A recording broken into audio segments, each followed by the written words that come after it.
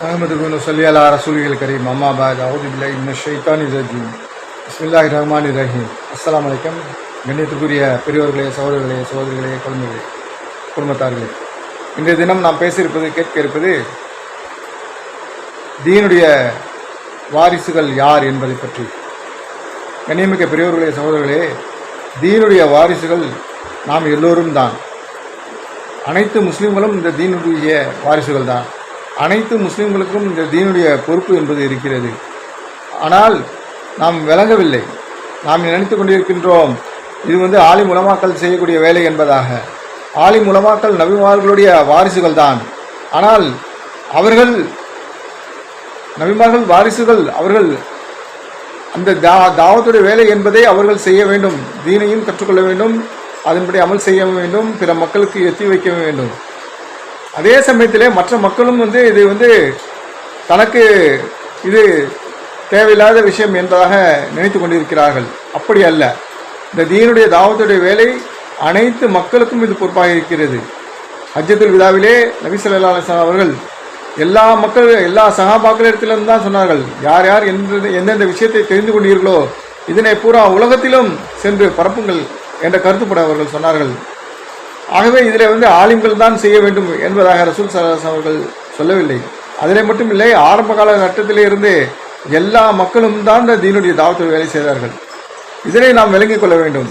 இது அவர்களுடைய வாரிசுகள் ஆலிம்கள் என்று இருந்தாலும் மற்ற முஸ்லிம்கள் அனைவர்களும் இந்த தீனுடைய பொறுப்பாளிகள் தான். கியாமத் நாள் வரை இருக்கக்கூடிய முஸ்லிம்கள் அனைவர்களுக்கும் இந்த பொறுப்பு இருக்கிறது. இந்த தீனை தன்னால் எந்த அளவுக்கு பரப்ப முடியுமோ, தீன்படி நாம் எந்த அளவுக்கு நடக்க முடியுமோ, எந்த அளவுக்கு நாம் கற்றுக்கொள்ள முடியுமோ, நம் அனைவர்களுக்கும் அது பொறுப்பாக இருக்கிறது. பூரா உலகத்திலும் சென்று தீனுடைய தாவத்துடைய வேலை செய்து பூரா உலகத்திலும் சென்று இந்த தீனுடைய தாவத்துடைய வேலையை பரப்புவதற்கு நமக்கு பொறுப்பு இருக்கிறது. இதனை நாம் விளங்கிக் கொள்ள வேண்டும். இது மற்றவர்கள் தான் செய்ய வேண்டும் என்று நாம் இல்லாமல், இது ஆலிம்கள் தான் செய்ய வேண்டும், மார்க்கத்தை தெரிந்தவர்கள் தான் செய்ய வேண்டும் என்பதல்ல. எல்லா மக்கள் மீதும் இது பொறுப்பாக இருக்கிறது. அல்லாஹ் தஆலா நாளை கேள்வி கணக்கு என்பது இந்த மக்கள் மீது கேட்கக்கூடியவராக இருக்கின்றான். நீங்கள் எந்த அளவுக்கு தீனை கற்றுக்கொண்டீங்க, எந்த அளவுக்கு அதன்படி அமல் செஞ்சீங்க இருக்குது, நாம் விளங்கிக் கொள்ளணும். இந்த நபி ஸல்லல்லாஹு அலைஹி வஸல்லம் அவர்களுடைய இந்த நபித்துவ வேலையினுடைய பொறுப்பு இருக்கிறது, கடமை இருக்கிறது. நமக்கு எல்லா முஸ்லீம்களும், இது ஆலிம்களுக்கு தான் என்று இல்லை. ஆலிம்கள் எதுக்காக வாரிசு என்று சொன்னாங்க அப்படின்னு சொல்லி பார்த்தோன்னு சொன்னால், அவர்கள் மார்க்க சட்ட திட்டங்களை தெரிந்து மக்களுக்கு விளக்குவதற்காக, எது நல்லது, எது கெட்டது, எது சத்தியம், எது அசத்தியம் என்பதை மக்களுக்கு விளக்குவதற்கு. இன்னைக்கு அந்த வேலையை அவங்க செய்யக்கூடிய பொறுப்பில் இருக்கிறாங்க. அனைத்து மக்களுக்குமே அந்த பொறுப்பு இருக்கிறது. லா இலாஹ இல்லல்லாஹ் முஹம்மது ரசூலுல்லாஹ் ஸல்லல்லாஹு அலைஹி வஸல்லம் இந்த தாவத்துடைய வேலையை பூரா உலகத்திலும் எடுத்து சொல்லக்கூடிய பொறுப்பு அனைத்து மக்களுக்கும் இருக்கிறது என்பதை நாம் விளங்கிக் கொள்ள வேண்டும். ஆலிம் உலமாக்களை பொறுத்தவரையில் அவர்களுக்கு மார்க்கத்தை கற்றுக் கொடுக்கக்கூடிய பொறுப்பும் இருக்கிறது. அதே சமயத்திலே தீனுடைய தாவத்துடைய வேலை செய்யக்கூடிய பொறுப்பும் இருக்கிறது. இந்த இரண்டு பொறுப்புகளையும் அவர்கள் செய்ய வேண்டும். ஏனென்று சொன்னால் நபி ஸல்லல்லாஹு அலைஹி வஸல்லம் அவர்கள் குர்ஆனையும் மக்களுக்கு எடுத்துரைத்தார்கள், அதன்படி தானும் நடந்தார்கள், மற்ற மக்களுக்கும் அதனை எத்தி வைத்தார்கள். இந்த வேலை நபிமார்கள், அவர் ஸல்லல்லாஹு அலைஹி வஸல்லம் அவர்களுடைய வாரிசு என்றால் அதனையும் தான் செய்ய வேண்டும். தான் குர்ஆனையும் கற்றுக்கொள்ள வேண்டும், கற்றும் கொடுக்க வேண்டும், பிற மக்களுக்கு அதனை எத்தியும் வைக்க வேண்டும், அதன்படி நடக்கவும் வேண்டும். அப்போ இந்த மாதிரி விஷயங்களை நம்ம செய்கிறோமா அப்படின்னு சொல்லி பார்த்தோம்னு சொன்னால் அதில் ஒரு சில பேர் தான் செய்யக்கூடிய மக்களாக இருக்கிறாங்க. அப்போது நம்ம பள்ளிவாசலில் வேலை செய்யக்கூடிய ஆலிம்கள் உலமாக்கள் பிரச்சாரம் பண்ணுறாங்க. அதே சமயத்தில் களத்தில் இறங்கி பொதுமக்களை வீடு வீடாக சந்தித்து, ஊர் ஊராக போய் சந்தித்து தீனுடைய தாவத்துடைய வேலையை செய்யணும். அப்படி செய்கிறாங்கன்னு பார்த்தா ரொம்ப குறைவான பேர் தான் செய்கிறாங்க. அதே மாதிரி நம்ம தீனுடைய மதரசாக்களை ஆலிம் உலமாக்கள் மார்க்கத்துடைய கல்வியை கற்றுக் கொடுக்குறாங்க. இன்றைக்கி அதுவே ஒரு பெரிய ஒரு வேலையாக இருக்குது. ஆனால் தாவத்துடைய வேலை ஊர் ஊராக போய் மக்களை போய் சந்திக்கிறது, வீடு வீடாக போய் சந்திக்கிறது, அது இருக்குதே, அது மிக குறைவாக தான் செய்கிறாங்க. அதே மாதிரி கற்றுக்கொண்ட மாணவர்களும் ஆலிம் பட்டம் வாங்கிட்டு வந்துடுறாங்க. வாங்கிட்டு வந்துட்டு அவர்கள் வேலையில் சேரக்கூடிய மக்கள் கொஞ்சம் பேர், ஆனால் வேலையில் சேராமல் இருப்பாங்க, மற்ற வேலைகளில் ஈடுபடுவாங்க. அவங்க இந்த தாவத்துடைய வேலையை செய்கிறாங்களா அப்படின்னு சொல்லி பார்த்தா கிடையாது. அவங்க எப்படி நினச்சிருக்காங்கன்னு சொன்னால், நம்ம குர்ஆனை மனப்பாடம் பண்ண போதும், பட்டம் வாங்கிட்டோம், இதுக்கப்புறம் நம்ம மற்ற வேலையை பார்க்கலாம், தீனுடைய தாவத்துடைய வேலை செய்யணுன்ற ஒரு எண்ணம் இல்லாமல் இருக்கிறாங்க. இப்போ இதெல்லாம் வந்து நாம் வந்து கவனம் செலுத்தணும், கவலைப்படணும். நமக்கு பட்டம் மட்டும் வாங்கிட்டா போதாது, நாம் அதன்படி நடக்கணும், மற்ற மக்களுக்கு எத்தி வைக்கணும். இதுதான் தீனுடைய தாவத்துடைய வேலை. இஸ்லாத்தினுடைய அடிப்படை விஷயமே இதுதான்.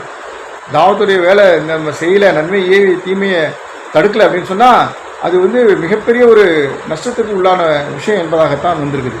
அப்போ இந்த நன்மையை தீமையை தடுக்கக்கூடிய வேலையை நம்ம செஞ்சுக்கிட்டே இருக்கணும். இல்லை அப்படின்னு சொன்னால் நாமளும் என்ன செய்வோம்னு சொன்னால் அந்த நல்லதை தீயதை தடுக்கலைன்னு சொன்னால் தீமையான விஷயங்களில் ஷைத்தான் நம்மளை மூழ்கடிக்க வச்சிடும். ஆகையால் நம்ம கண்ணியமிக்க பெரியவர்களை சகோதரர்களை நம்ம விளங்கிக் கொள்ளணும். இது ஆலிம் உலமாக்களும் இந்த தாவத்துடைய வேலை செய்யணும், பொதுமக்களும் இந்த தாவத்துடைய வேலை செய்யணும். சஹாபாக்கள் காலத்தில் ஆலிம்கள் தான் செஞ்சாங்க அப்படின்னு சொல்லி எந்த ஒரு இதுலேயும் நீங்கள் பார்க்க முடியாது, சரித்திரத்துலேயும் நீங்கள் பார்க்க முடியாது. அதில் எல்லாருமே சேர்ந்து தான் செஞ்சாங்க. ஆலிமாக இருந்தாலும் சரி, சாதாரண மக்களாக இருந்தாலும் சரி, அரபி எழுத படிக்க தெரியாத ஆளாக இருந்தாலும் சரி, அதில் யார் எப்படின்னு அதில் கணக்கு கிடையாது. எல்லாருமே மூமீன் அப்படின்னு சொன்னாலே அவர்கள் அல்லாஹ்வுடைய பாதையில் அவங்க கிளம்பி தான் போனாங்க. பிற மக்களுக்கு தான் என்ன கற்றுக்கொண்டாங்களோ அதை மற்ற மக்களுக்கு எத்தி வச்சாங்க. இது எல்லாருக்கும் பொறுப்பு. இது ஆலிம்கள் மட்டும்தான் செய்யணும் அப்படின்றது கிடையாது. அதே மாதிரி பயான் பண்ணக்கூடிய நேரத்தில், மக்கள்கிட்ட எடுத்து சொல்லக்கூடிய நேரத்தில் இது ஆலிம்கள் மட்டும்தான் செய்யணும், ஆலிம்கள் மட்டும்தான் தீனை பற்றி பேசணும் அப்படி கிடையாது. மார்க்க அறிஞர்கள் இருக்காங்களே, அவங்க சட்ட திட்டத்தை தெரிஞ்சு கொள்றதுக்காக அவர்கள் அதை மக்களுக்கு விளக்கலாம்.